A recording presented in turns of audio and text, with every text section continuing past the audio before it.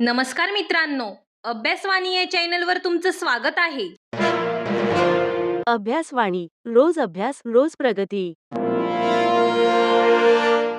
कल्पना करा, एखादी व्यक्ती 10 ते 12 वर्षांपासून हॉस्पिटलच्या बेडवर आहे. ना बोलू शकते, ना हालचाल करू शकते. फक्त मशीनच्या मदतीने तिचं शरीर जिवंत ठेवलं गेलं आहे. आता प्रश्न असा निर्माण होतो, अशा अवस्थेत त्या व्यक्तीला जबरदस्तीने जिवंत ठेवणं योग्य आहे का? की त्याला सन्मानाने मरण्याचा अधिकार असावा? हा अत्यंत संवेदनशील प्रश्न भारताच्या सुप्रीम कोर्ट ऑफ इंडिया समोर आला.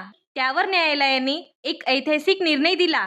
पहिल्यांदाच निष्क्रिय इच्छा मृत्यू म्हणजेच पॅसिव्ह इथॉन्सियाला कायदेशीर मान्यता देण्यात आली. आज आपण हा संपूर्ण विषय अगदी सोप्या भाषेत समजून घेणार आहोत आणि शेवटी पाहू यावर परीक्षेत प्रश्न कसा येऊ शकतो. चला, सर्वात आधी एक बेसिक कन्सेप्ट समजून घेऊ. इच्छा मृत्यूला इंग्रजीमध्ये म्हणतात युथेन्सिया. हा शब्द थोडा कठीण वाटतो, पण कन्सेप्ट खूप सोपा आहे. जेव्हा एखादा रुग्ण खूप गंभीर आजाराने त्रस्त असतो, त्याला असह्य वेदना होत असतात आणि डॉक्टर सांगतात की तो बरा होण्याची शक्यता जवळपास नाही.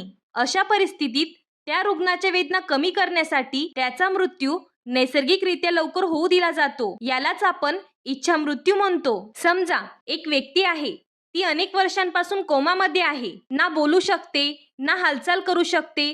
फक्त मशीनच्या मदतीने जिवंत ठेवली आहे. आता इथे एक प्रश्न निर्माण होतो, त्या व्यक्तीला असंच जिवंत ठेवणं योग्य आहे का? की त्याला सन्मानाने मरण्याची संधी द्यावी? या परिस्थितीत जेव्हा लाईफ सपोर्ट काढून घेतलं जातं आणि रुग्णाला नैसर्गिक मृत्यू येऊ दिला जातो, त्यालाच युथेन्सिया म्हणतात. आता इथे एक महत्त्वाचा प्रश्न निर्माण होतो, सगळ्या इच्छा मृत्यू सारख्याच असतात का? तर नाही. इच्छा मृत्यूचे मुख्यतः 2 प्रकार असतात. यातला पहिला प्रकार म्हणजे पॅसिव्ह इथॉन्सिया. याला म्हणतात निष्क्रिय इच्छा मृत्यू. इथे डॉक्टर थेट काहीही करत नाही, म्हणजे ते रुग्णाला मारण्यासाठी औषध देत नाहीत किंवा कोणत्याही डायरेक्ट ॲक्शन घेत नाहीत. फक्त काय करतात, जे जीवन टिकवण्यासाठी आर्टिफिशियल सपोर्ट दिलं जातं, जसं की ventilator, life support machine, feeding tubes, ते काढून घेतात आणि मग रुग्णाला नैसर्गिक मृत्यू येऊ दिला जातो. हाच आहे पॅसिव्ह इथॉन्सिया. तर आता आपण पॅसिव्ह इथॉन्सिया समजून घेतलं, जिथे डॉक्टर फक्त लाईफ सपोर्ट काढून घेतात आणि रुग्णाला नैसर्गिक मृत्यू येऊ देतात. पण इथे एक वेगळी सिच्युएशन पण असू शकते, जिथे डॉक्टर फक्त थांबत नाहीत, तर स्वतः काही ॲक्शन घेतात. यालाच म्हणतात ॲक्टिव्ह इथॉन्सिया, सक्रिय इच्छा मृत्यू. इथे सिच्युएशन थोडी वेगळी असते. इथे डॉक्टर थेट ॲक्शन घेतात. उदाहरणार्थ, प्राणघातक औषध देतात किंवा इंजेक्शन देऊन मृत्यू घडवतात. म्हणजे मृत्यू हा नॅचरल नसतो, तर इंटेन्शनली घडवला जातो. हाच आहे ॲक्टिव्ह युथेन्सिया. इथे एक गोष्ट लक्षात ठेवा, भारतामध्ये ॲक्टिव्ह युथेन्सिया बेकायदेशीर आहे, पण पॅसिव्ह युथेन्सिया काही अटींसह कायदेशीर आहे. आता आपण दोघांमधला मुख्य फरक थोडक्यात बघूया. पॅसिव्हमध्ये सपोर्ट काढला जातो, पण ॲक्टिव्हमध्ये डायरेक्ट ॲक्शन घेतलं जातं आणि हाच आहे दोघांमधला मुख्य फरक. तर बघा, आता आपण इच्छा मृत्यूचे प्रकार समजून घेतले. पॅसिव्ह युथेन्सिया आणि ॲक्टिव्ह युथेन्सिया यातला फरकही पाहिला. आता इथे सर्वात महत्त्वाचा प्रश्न निर्माण होतो, भारतात याबाबत कायदा नेमका काय सांगतो? कोणता प्रकार कायदेशीर आहे आणि कोणता नाही? आणि सुप्रीम कोर्टाने यावर काय निर्णय दिला आहे? चला, आता आपण भारतातील कायदेशीर स्थिती समजून घेऊ. 2011 पहिला महत्त्वाचा टप्पा. भारतामध्ये इच्छा मृत्यूबाबत पहिल्यांदाच स्पष्ट भूमिका घेतली गेली. ती केस आहे अरुणा शानबाग विरुद्ध युनियन ऑफ इंडिया. या प्रकरणात सुप्रीम कोर्ट ऑफ इंडियाने काही महत्त्वाच्या गोष्टी सांगितल्या. ॲक्टिव्ह युथेन्सिया भारतात बेकायदेशीर आहे, पण काही अटींसह पॅसिव्ह युथेन्सियाला परवानगी देता येईल. म्हणजेच पहिल्यांदाच न्यायालयाने पॅसिव्ह युथेन्सियाला काही प्रमाणात मान्यता दिली.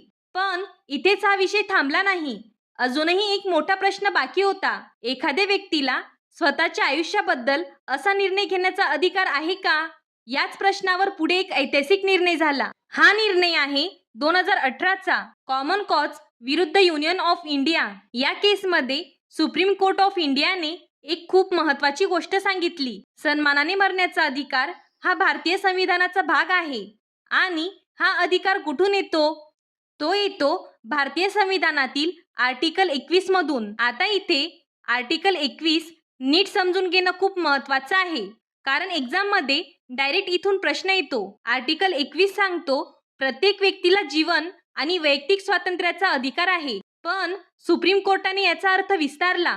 कोर्ट म्हणालं राईट टू लाईफ म्हणजे फक्त जिवंत राहणे नाही, तर सन्मानाने जगण्याचा अधिकार आहे. आणि म्हणूनच जर सन्मानाने जगण्याचा अधिकार आहे, तर सन्मानाने मरण्याचा अधिकार देखील त्याचाच भाग आहे. आणि इथेच आणखी एक महत्त्वाचा पॉइंट येतो. हा विषय फक्त आर्टिकल 21 पुरता मर्यादित नाही. या चर्चेत अप्रत्यक्षपणे आणखी एक आर्टिकल जोडला जातो, तो म्हणजे भारतीय संविधानातील आर्टिकल 14.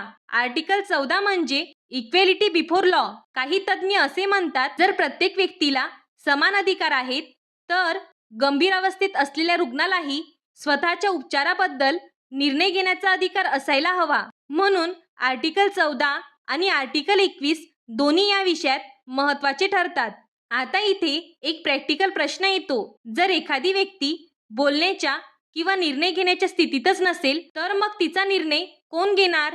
यासाठीच एक महत्त्वाची संकल्पना आली आहे. या संकल्पनेला म्हणतात लिव्हिंग विल किंवा ॲडव्हान्स मेडिकल डायरेक्टिव्ह. म्हणजे एखादी व्यक्ती आधीच लिहून ठेवू शकते, जर मी कधी कोमा किंवा व्हेजिटेटिव्ह स्टेटमध्ये गेलो, तर मला लाईफ सपोर्टवर ठेवू नका. हा निर्णय आधीच नोंदवला जातो आणि सुप्रीम कोर्टाने या संकल्पनेलाही मान्यता दिली आहे. तर इथेपर्यंत आपण काय समजलो? भारतात ॲक्टिव्ह इथेन्सिया बेकायदेशीर आहे, पॅसिव्ह इथेन्सिया काही अटींसह कायदेशीर आहे आणि हे सर्व आर्टिकल 21 शी संबंधित आहे. म्हणूनच एक्झाममध्ये प्रश्न असा येऊ शकतो, पॅसिव्ह इथेन्सिया भारतात कोणत्या आर्टिकलशी संबंधित आहे? तर याची उत्तर येणार आर्टिकल 21.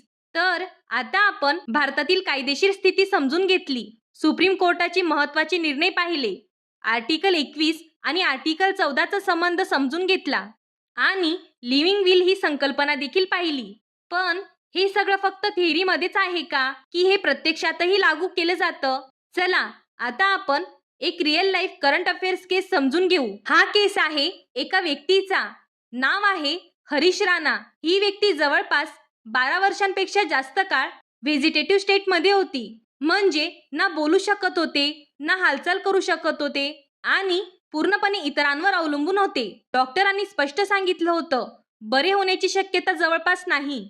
आता इथे एक खूप कठीण परिस्थिती निर्माण झाली. कुटुंबासाठी हा निर्णय सोपा नव्हता, पण शेवटी त्यांनी न्यायालयात अर्ज केला, कृत्रिम लाईफ सपोर्ट काढण्याची परवानगी द्या.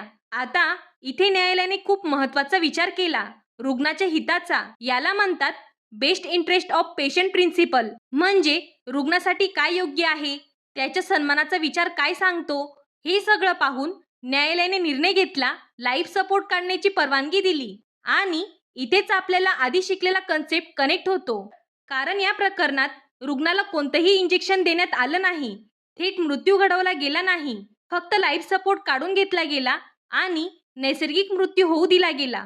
म्हणजेच हे स्पष्टपणे पॅसिव्ह इथेन्सिया आहे. म्हणूनच हा केस एक्झामसाठी खूप महत्त्वाचा ठरतो, कारण इथे एकाच ठिकाणी आपल्याला सगळे पॉइंट्स दिसतात. सुप्रीम कोर्टचा निर्णय, आर्टिकल 21, पॅसिव्ह इथेन्सियाची प्रॅक्टिकल इम्प्लिमेंटेशन. म्हणजे थेअरी आणि करंट अफेअर्स दोन्ही कनेक्ट झाले. तर आता आपण एक रिअल लाईफ केस पाहिला. न्यायालयाने लाईफ सपोर्ट काढण्याची परवानगी दिली आणि पॅसिव्ह इथेन्सिया लागू करण्यात आली. पण इथे एक महत्त्वाचा प्रश्न निर्माण होतो, असा निर्णय कुठल्याही केसमध्ये सहज घेता येतो का? तर नाही. यासाठी सुप्रीम कोर्टाने काही कठोर अटी घातल्या आहेत. या अटींचा मुख्य उद्देश काय आहे? कोणताही गैरवापर होऊ नये आणि रुग्णाचा खरा हित जपला जावा. चला आता एक एक करून या अटी समजून घेऊ. सर्वात पहिली आणि महत्त्वाची अट, लिव्हिंग विल. म्हणजे रुग्णाने आधीच लिखित स्वरूपात सांगितलेलं असावं, जर मी भविष्यात कोमा किंवा व्हेजिटेटिव्ह स्टेटमध्ये गेलो, तर मला लाईफ सपोर्टवर ठेवू नका. यालाच लिव्हिंग विल म्हणतात. पण समजा लिव्हिंग विल नाहीच, तर मग काय? अशा वेळी दुसरी महत्त्वाची अट लागू होते, 2 स्वतंत्र वैद्यकीय मंडळांची परवानगी. डॉक्टरांची टीम रुग्णाची पूर्ण तपासणी करते आणि खात्री करते रुग्ण बरा होण्याची शक्यता नाही. म्हणजे डिसिजन सायंटिफिकली योग्य आहे याची खात्री केली जाते. पण फक्त डॉक्टरांचा निर्णय पुरेसा नसतो. तिसरी महत्त्वाची अट आहे न्यायिक पडताळणी म्हणजे हा निर्णय कोर्टाच्या देखरेखीखाली घेतला जातो, जेणेकरून कोणताही गैरवापर होणार नाही आणि पूर्ण प्रक्रिया कायदेशीर पद्धतीने पार पडेल. आता शेवटची पण तितकीच महत्त्वाची अट म्हणजे कुटुंबियांची संमती. कारण शेवटी रुग्णाशी जवळचा संबंध कुटुंबाचाच असतो, त्यामुळे त्यांच्या मतालाही महत्त्व दिलं जातं. तर इथेपर्यंत आपण काय समजलो हे थोडक्यात पाहू.